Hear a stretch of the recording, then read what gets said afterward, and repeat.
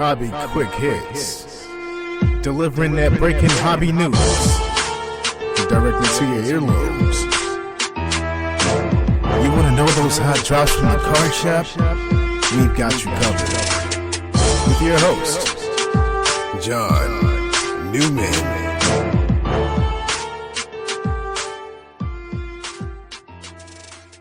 Hello, everybody. Welcome to Hobby Quick Hits, episode 122. Little bit of a different show, and actually today, this week's Hobby Quick Hits is going to be part one of a two-part series. So on either this show or the, parent show, Sports Card Nation, I've interjected some personal stories, right? How I almost made it to the Little League World Series, hitting off John Franco, Orestes Destrada coming to my house for spaghetti dinner, getting a bat signed 6 or 7 years later, and those kind of stories. There's like 6 or 7 I've sort of shared on either one of these shows on different episodes and spaced out. And every once in a while, someone will hear about it, or I might just sort of refer to it and not really remember what episode I shared those stories more in depthly. So I'm going to put all these stories sort of on one show. They're personal. I think they're fairly interesting. They're not too boring where, why am I doing it type of thing. And I figured rather, I put them all together.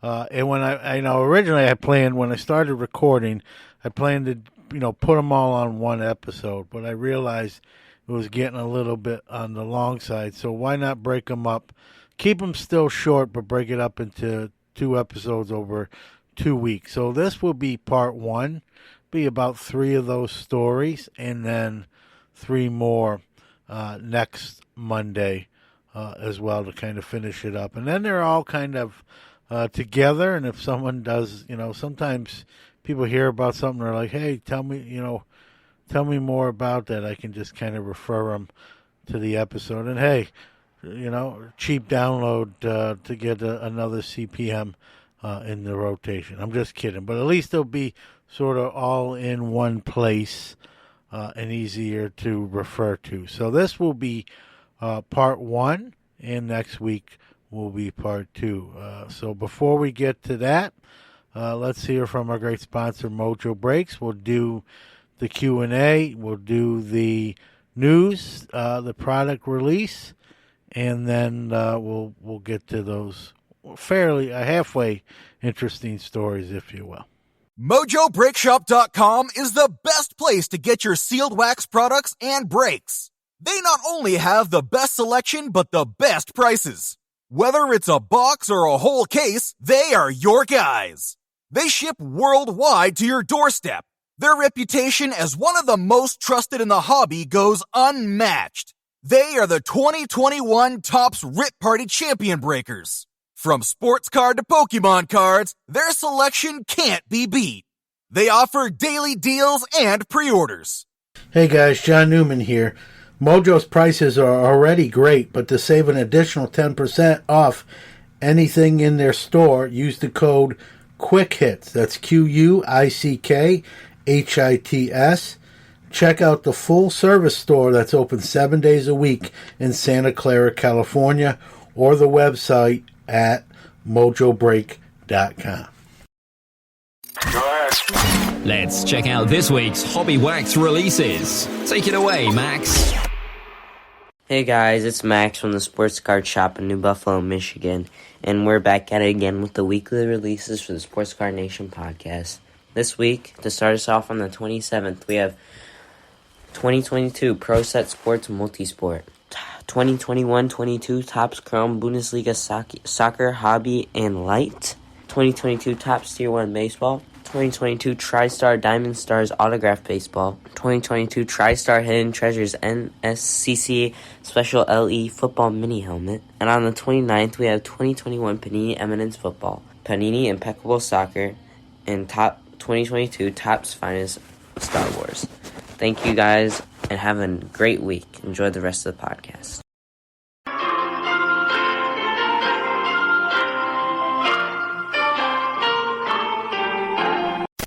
Time for the segment where you ask me a question and I answer it here on the podcast. All right, this question actually comes via our text line from Chris R.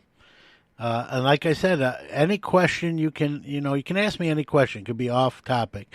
This is an off topic question, and it just says, John, see you every once in a while, post food pics on your social media. What is your favorite food? I'm laughing because if you know me or seen me, I'm a big boy and I like food. And so asking a fat kid what was one favorite food is almost an impossible question to answer. I like a lot of things, but I'll narrow it down. Like, I'm old school, growing up in New York City, right?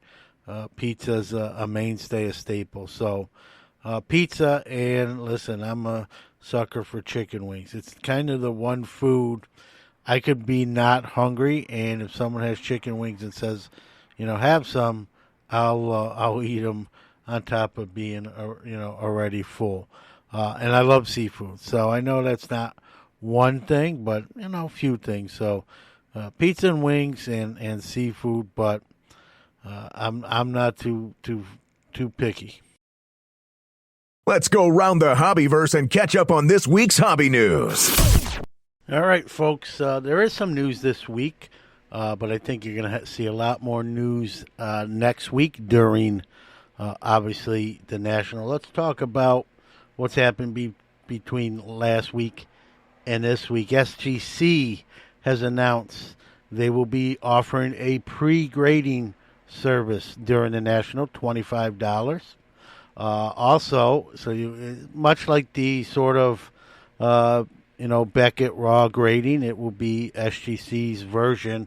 Again, $25, but if you participate in it and then eventually have those cards that are pre-graded slabbed, you'll get 40% off the slabbing of it. So if you just kind of want to dip your toe in the water and see where your cards are at before sort of jumping in the pool, you'll get a 40% discount. I don't know if they're going to be doing the breaks and stuff like that, but I'm sure they'll be doing a lot of promotional stuff as well.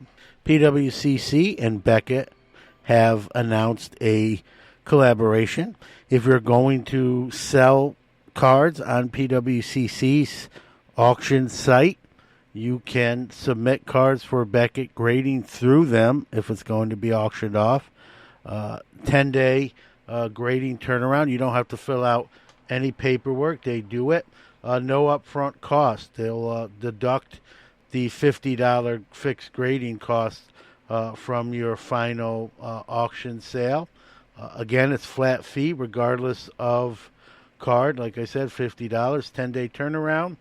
All grades included, meaning subgrades and autographed, and there's no limit to how many you can submit via this method. And this continues the recent trend of Beckett sort of teaming up with various entities throughout the hobby. Another one will be Collectible. Beckett and Collectible are teaming up for many events during the National. Too many to talk about. Just kind of check the schedule to see what they are doing together. The Collectors Vault is live. That's PSA's parent company. They've partnered with Golden Auctions.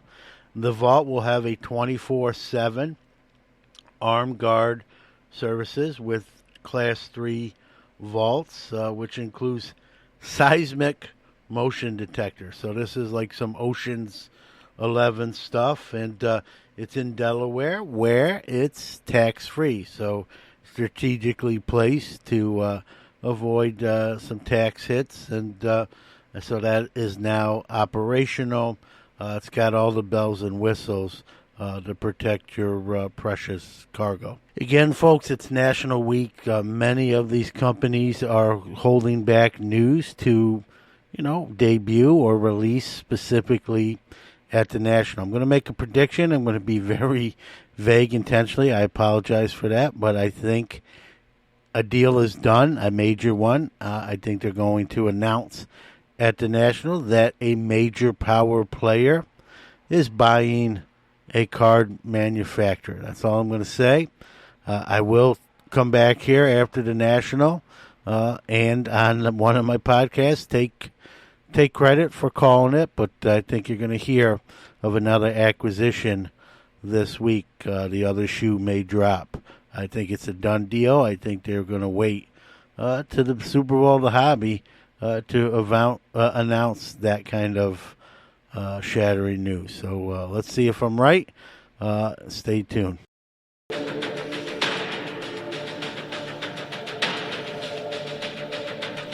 now, our feature presentation. So if you listen to either this show or Sports Card Nation, my interview show, the format has changed over the years. So the current incarnation of them is different than what it used to be. Sports Card Nation used to have the hobby news. I would interject some personal stories into the hobby news. Now, obviously, this show features the news, the releases, a Q&A. The Q&A used to be on Sports Card Nation, but in an effort to get them both under an hour, I've changed things around. I've done, pat myself on the back a little bit, done pretty good getting them both under an hour for the most part. So Hobby Quick Hits is almost always under an hour now, and Sports Card Nation predominantly is. So I moved some segments over, but I used to talk more than just the interviews on Sports Card Nation. Now it's just the interviews. And I used to interject some personal stories, and I got a lot of feedback on those personal stories. And, it wasn't every episode per se, but a lot of people, enjoyed them and whatnot. But they were kind of sporadic throughout the episodes. And sometimes I'll refer to it in a later episode, and every once in a while, I'll get messaging like, what is this Billy Crystal thing? What is this? A player ate dinner at your house, or you were one win from the, based on those stories, and me kind of referring to them. And so, what I decided to do, I didn't want to do another show about the National this week. There was going to be plenty of those. Again, we did plenty here. There's going to be plenty the first few weeks after the National has concluded. But I sort of wanted to do, I don't want to call it greatest hits. I'm not that big-headed. But I wanted to do an episode because I always get like, hey, what happened here? I heard about this. Or you kind of mentioned it in passing on this show. What's the full story? And so some of those most feedback, little personal anecdotes or stories that I talked about, I figured I'd do a Hobby Quick Hits, and I kind of cover these. Maybe not as in-depth as I did when they originally aired on whatever show I talked about them, but just to fill in the blanks. There's a sports connotation to these. There's a little bit of a card connotation to these, but this isn't necessarily hobby-related. But some interesting stories. I got a pretty interesting life, I would say. I have a friend of mine that's like, you should write a book with some of the stuff that you have. I don't think it's that interesting, so don't look for that book anytime soon. I'll try to do these in a chronological order. Let's start with first concert, right? So, we all see those questions on mostly Facebook, right, or other social medias. What was the first concert you attended? I don't know if this counts, but when I was in first grade in Brooklyn, New York, Ep.122, I didn't go to the concert. The concert sort of came to me, to the auditorium. Some people may recognize the name, Harry Belafonte. Harry Belafonte is pretty famous, but probably his most famous song is Deo. If you watch Beetlejuice, you remember Deo, Daylight Come and I Want to Go Home. Well, Harry Belafonte was literally my first concert. He's a New York native, and he came to my school and did a little mini concert. I think he did 3 or 4 songs, and I didn't know who he was at 6 years old until later on, and it was seeing or hearing Deo in Beetlejuice and knowing a little bit more about him even at that point as an older young man. And I'm like, that guy came to my school. So there's my Harry Belafonte story. And again, I'm not going to, take up a lot of time with these, if you will. Another Brooklyn story was, as many know, I was pretty big into baseball and playing baseball. Me and some friends were in a park in Brooklyn playing baseball, some pickup baseball. I think there was 6 or 7 of us. A car pulled up and a gentleman stepped out. Actually, 2 gentlemen stepped out, and one I recognized right away as being Brooklyn native John Franco. Pitched for the Mets, the Reds. I think that might be it. But notable hometown New Yorker who was a reliever for the Mets. A great reliever, not a Hall of Famer, but pretty good resume just the same. I recognized him right away. A few of my friends did. I didn't recognize the other gentleman. He approached us and said, hey, want me to throw you guys some batting practice? And obviously we're pretty excited, Major League pitcher John Franco. And I remember the first thing I said is, well, you don't know when he throws. I mean, he wasn't a fireballer, but he's a Major League pitcher. He could bring the heat. I'm like, who's going to catch you? We don't have any catcher's equipment. And he said, hey, this is my buddy, and the name escapes me. He introduced his friend who was with him. This is my catcher at college, played with him at St. John's. We have catcher's gear in my trunk. We wanted just to ask if you guys would mind first. And so we're like, yeah, man, that's awesome. And so this buddy ran to the trunk, got the catcher's gear, threw it on. And, at first, he was really taking it easy, throwing it just really like slow. I don't want to say slow, but just batting practice. It wasn't his, stuff he would obviously use in a major league game. We're, 12, 13, 14 years old. Some of the other guys didn't mind, but, I always like to challenge myself. So when it was my turn to hit, at first he started off with that same pace of ball, and I kind of stepped out and said, hey, Mr. Franco, no, I'll probably swing and miss at quite a bit, but can you throw, harder and mix in some curveballs and off-speed stuff, just kind of more pitching rather than batting practice? And he said, you sure?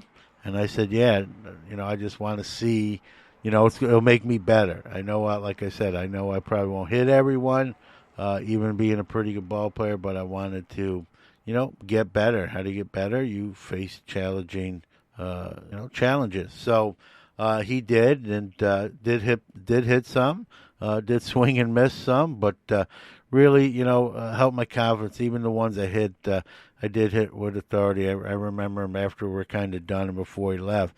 He said, good job, keep playing, and which, coming from him, really made my day. And so there was the brush with John Franco and getting the hit off John Franco. A story before that, I had moved to Fort Lauderdale with my grandparents, who I was raised by, for just 2 years when I was like 11 and 12. And Fort Lauderdale had a minor league baseball team called the Fort Lauderdale Yankees. They were the single A club of the New York Yankees.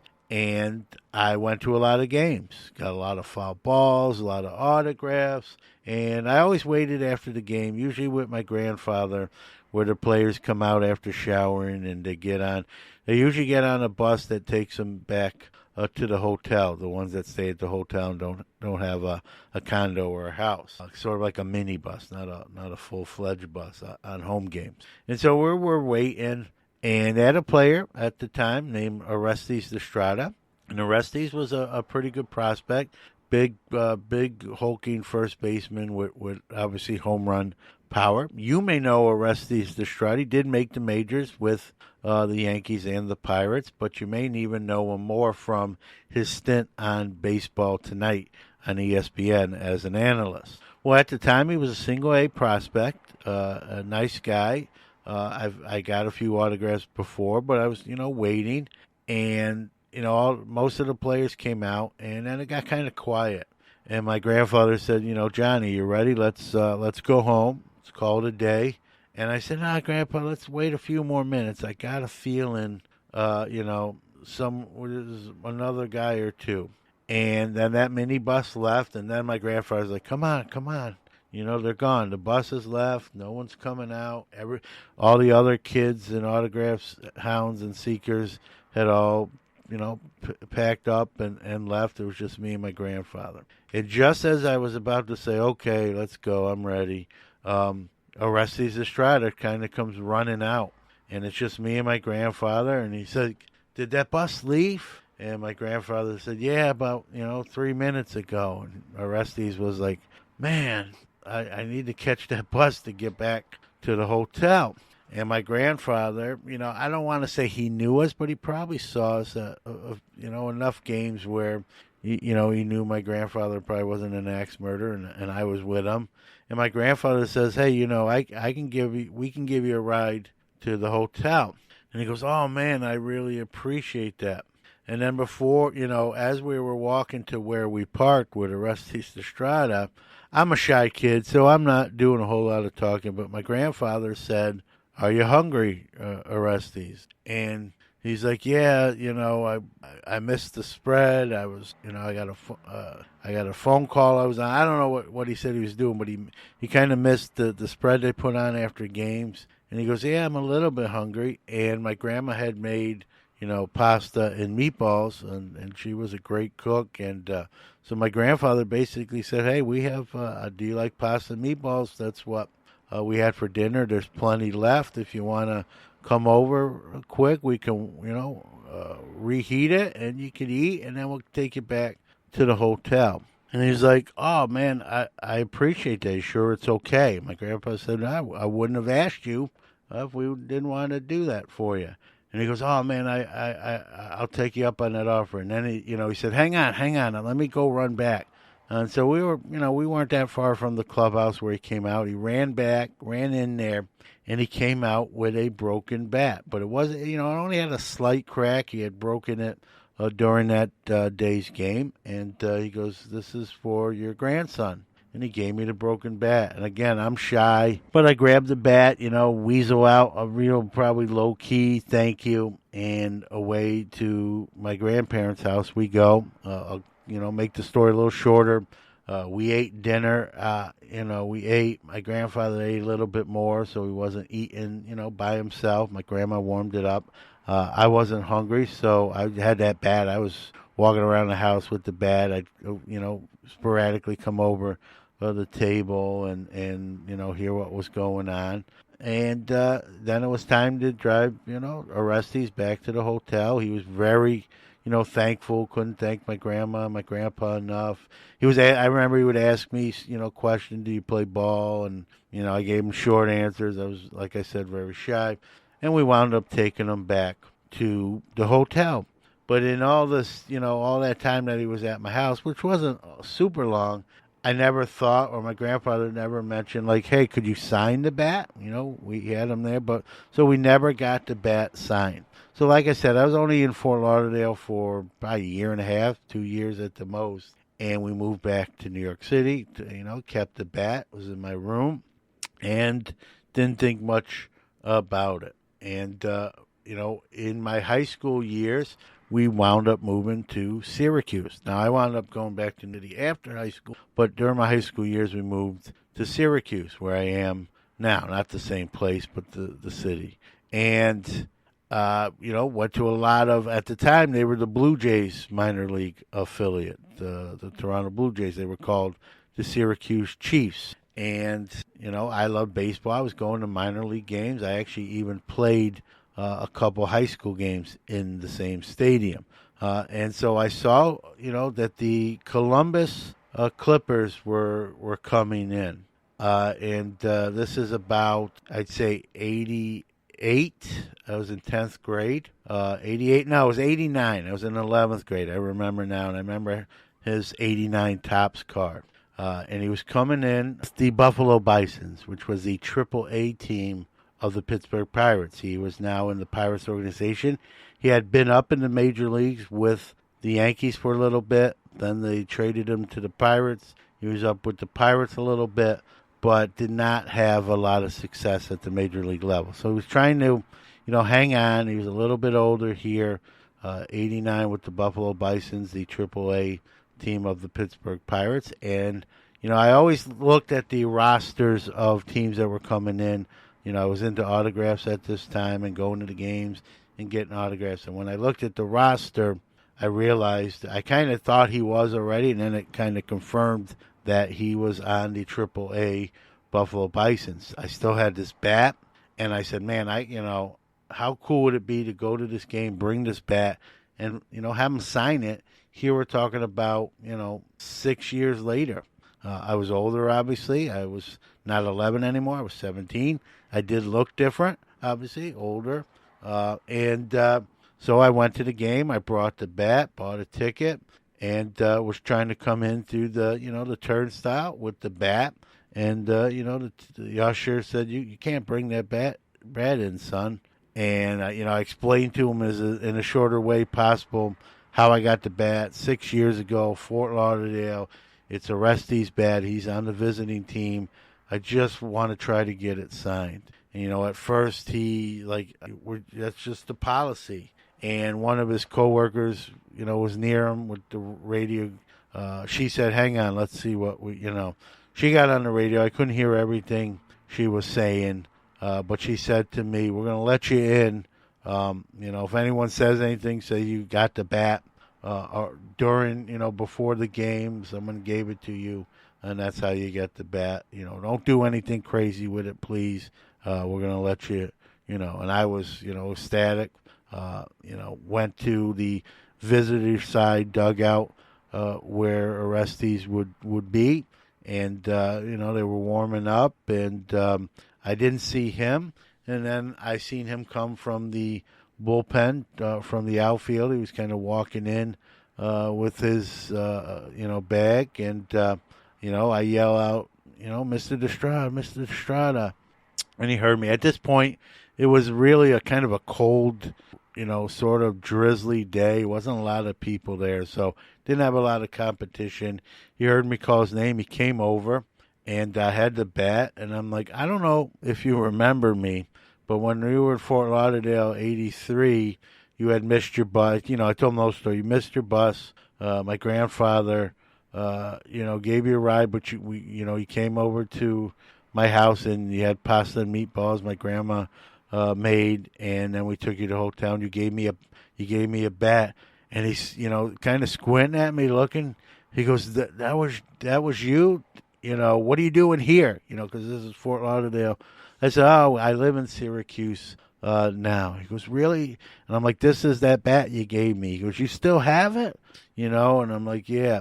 And he goes, how's your grandparents? And that, my grandfather had passed away about a year after that, meeting where he came over to dinner. And I'm like, unfortunately, my grandfather passed away about a year after you came over. And he's like, oh, I'm sorry. I didn't, obviously I didn't know that. How about, and he was kind of, I could tell he was a little trepidate. He goes, how about Grandma? And I'm like, nope, she's still going strong, doing good. Okay, all right. I'm like, well, I brought the bat. I never had you sign it that day. And I had my Sharpie. He goes, we'll fix that. And he wrote, to John, best wishes, Orestes Destrada. He was just shocked that I was in Syracuse. He was shocked I had the bat 6 years later. We talked a little bit. He remembered me playing baseball. I asked if I was still playing. I told him, yep, I was in high school and playing high school ball, and asked me some questions pertaining to that. And was a great conversation. Got the bat signed, and to this day, now we're talking 33 years later, I still have that bat. All right, these stories are taking a little bit longer than I anticipated, so we're gonna table this one right now for there. We're gonna call this part 1, and we're gonna come back next week with part 2 with a few more stories I didn't get to on this episode. But I don't want to make this too long of an episode, so we'll return next week with 3 more stories on my list that were, made these episodes, that I'm putting them all together, and now we're going to be in 2 episodes. So stay tuned next week for the conclusion of some of these stories. Well, that's going to do it for this week's episode of Hobby Quick Hits. As always, we thank you out there who download and or listen to the show. Without you, we aren't here. We don't exist. And a sincere thanks. I hope you found this week's stories kind of interesting, kind of different and sort of not your everyday run-of-the-mill story, if you will. And we all have interesting stories in our lives, right? And these were just some of mine that I've already shared. I just, again, wanted to put them sort of all together.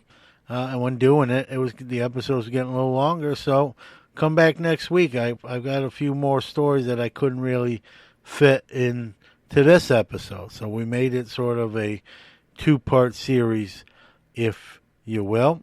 If you're traveling to the National, please be safe, enjoy it, have fun, right? The hobby's supposed to have fun. If you run into me, say hello, shake a hand. Love to chat hobby or just chat in general. Thursday on the main stage at 11:30 a.m. Eastern. I will be on there with Sports Card Nation live for about 30 minutes with my good friends Danny Black from Sports at Sports Ball and Tony and Oz from the Cousins Collectibles podcast. So check that out. The following day, we have Hobby Hotline live at noon for an hour from 12 p.m. to 1 p.m. with 13 of our 20 hosts live on stage. On Thursday's Sports Card Nation Live, I'll be throwing out to the crowd, I don't know how many, but some Hobby Quick Hits shirts. So, again, hope to see you there. Just either on the floor or in the audience of those two main stage, Mike Burkus main stage shows. So, again, enjoy the National, enjoy the hobby, even if you're not going to the National. We'll see you soon. Take care.